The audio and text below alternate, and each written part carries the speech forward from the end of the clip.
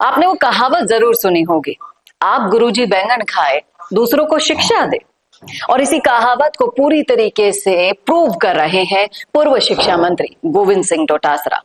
ऐसा हम क्यों कह रहे हैं आपको पता चलेगा इस वीडियो में, इसलिए बने रहेगा आखिर तक हमारे साथ। नमस्कार, मैं हूं चेतना शर्मा, आप देखना शुरू कर चुके हैं संवाद भारत का, भारत के लिए। तो सोशल मीडिया के मुद्दे में आपके साथ लेकर आती हूं चर्चा में। तो एक मुद्दा मुझे दिखा तो सोचा क्यों ना आपके साथ शेयर किया जाए। तो डोटासरा भाई साहब की चुप्पी आखिरकार टूट गई झालावाड़ मामले में। ऐसा क्यों?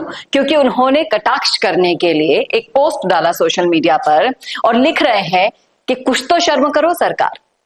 आखिर शिक्षा व्यवस्था को कितना गर्त में लेकर जाएगी ये सरकार।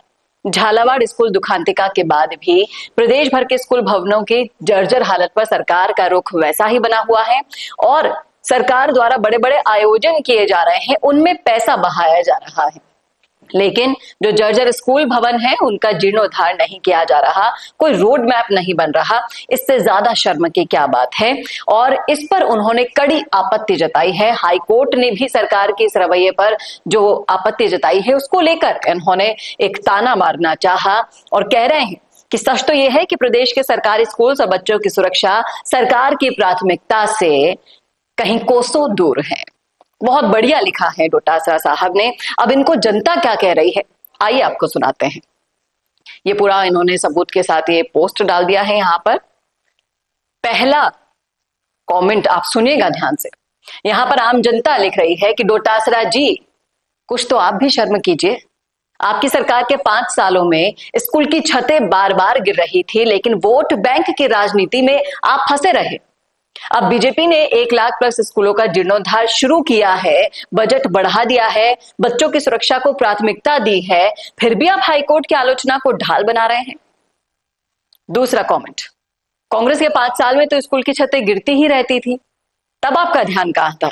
आप भी तो शिक्षा मंत्री थे, फिर भी आप लोग विकास का सर्टिफिकेट बांटते थे। अब बीजेपी वाले स्कूल ठीक करवा रहे हैं तो आपकी कुर्सी हिल रही है क्या? लोग यहां पर पूछ रहे हैं। रोड मैप नहीं चाहिए आपको, आपको सिर्फ वोट मैप चाहिए होता है, उसी पर आप कंसंट्रेट कीजिए। तीसरा कमेंट, कांग्रेस ने 2018 से 23 में शिक्षा के बजट को खा लिया था, तब आपको बच्चों की याद नहीं आई? तब आप कहां थे? जब बीजेपी की पारदर्शिता के साथ अब काम कर रही है तब आप ज्ञान बांटने चले हैं। ये वर्ड टू वर्ड आप कमेंट देख सकते हैं, मैं इनको सिर्फ अपनी आवाज दे रही हूं। लिखा हुआ यहां पर आम जनता ने है डोटासरा साहब को। वो कह रहे हैं, अगला कमेंट, रोड मैप चाहिए आपको, वो तो बन चुका है। मुख्यमंत्री शिक्षा उत्कर्ष योजना से लाखों बच्चे लाभान्वित हो रहे हैं। आपका असली रोड मैप जनता तक पहुंच चुका है, जो सिर्फ और सिर्फ चुनावी ड्रामा होता है। ये संदेश पहुंचा रहे हैं आप लोगों तक। लोग यही कह रहे हैं कि जिस तरीके से इतनी जर्जर तो पहले भी थी जितनी अब हुई है, अभी तो सिर्फ बस 2 साल ही तो हुए हैं।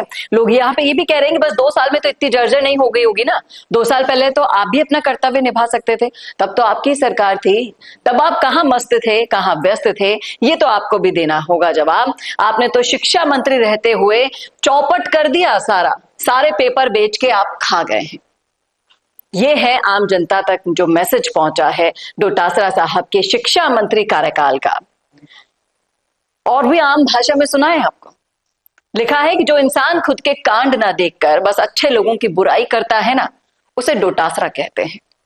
ये परिभाषा है पूर्व मुख्यमंत्री जी आपकी, जनता की नजर में, जनता की भाषा में। और जिस तरीके से आप लांछन लगा रहे हैं, तो आप ये सोच लीजिएगा कि अगर आप कीचड़ में कुछ फेंक रहे हैं पत्थर, तो छींटे तो आप तक भी आते हैं। आपका तो दामन ही पूरा का पूरा भीगा हुआ था और आपके किए की सजा बच्चे आज तक भुगत रहे हैं। 1 नहीं, 2 नहीं, पूरे 17 पेपर लीक हुए आपके मुख्यमंत्री जी के अंडर में शिक्षा मंत्री रहते हुए। और जो मिली भगत थी, जो नजारे थे उस वक्त के, वैसा तो आज तक राजस्थान में कभी नहीं हुआ। किया आपने, मलाई आपके परिवार वालों ने खाई, RAS IAS वो बने और भुगता उन आम बच्चों ने जिनके माता पिता पेट काट काट कर उनकी फीसेस भरने के लिए उन्हें दूसरे शहर भेजते हैं पढ़ने के लिए, उनका जीवन बर्बाद किया है। किसी ने सही कहा है, बोलने से पहले सोच लेना चाहिए कि आप क्या बोल रहे हैं। और जनता आजकल बहुत समझदार है, अच्छे से जवाब देना जानती है। क्या कहेंगे आप इस वीडियो पर? रखिएगा राय कमेंट बॉक्स में। इससे सहमत है तो दीजिएगा जरूर, वीडियो को शेयर करना ना भूलेगा। और ऐसे वीडियोस के लिए देखते रहिए संवाद भारत का, भारत के लिए। नमस्कार। अगर आप बनना चाहते हैं पॉलिटिशियन, लेकिन पब्लिक स्पीकिंग और अपने विचारों को व्यक्त करना चुनौती लगता है, या कैमरे और पब्लिक के सामने किसी तरह से बोल पाए इसमें मुश्किल होती है, तो मिशी मीडिया सॉल्यूशंस लेकर आया है पॉलिटिकल कंसल्टेंसी कैंपेन, जिसमें वरिष्ठ जर्नलिस्ट और पॉलिटिकल एनालिस्ट की एक्सपीरियंस्ड टीम आपको मदद करेगी, जिससे आपकी आवाज और भी बुलंद हो जाएगी। इसमें हम आपके गोल को पूरी तरह से टारगेट करेंगे कि किस तरह से आपको पार्टी पहचाने, आपको उस क्षेत्र के लिए चुने, कैसे सर्वेज में आपका नाम आए, कैसे लोगों के बीच में आपका माहौल बने। ना सिर्फ कंसल्टेंसी हम आपको देंगे, बल्कि आपको सारे रास्ते दिखाएंगे और बताएंगे भी, जिससे आप भारत की राजनीति में अच्छे पॉलिटिशियन बनके समाज का सुधार कर सके। तो अभी कॉन्टैक्ट कीजिए स्क्रीन पर दिए गए नंबर पर।